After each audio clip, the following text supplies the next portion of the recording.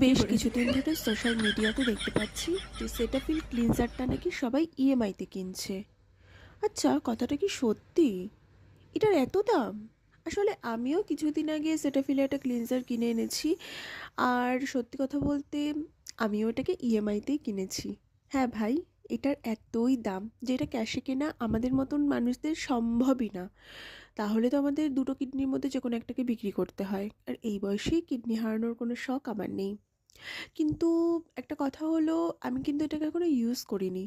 কিনে এনেছি 20-25 দিন হয়ে গেছে, আমি সুন্দর করে সাজিয়ে রেখে দিয়েছি।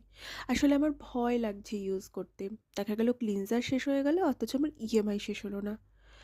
ভাই, আমাদের পুরো লুটে নিচ্ছে, মানে লোভ দেখিয়ে, এত সুন্দর সুন্দর প্রোডাক্টের লোভ দেখিয়ে তার এত দাম বাড়ানোর কোনো মানে আছে? সিরিয়াসলি?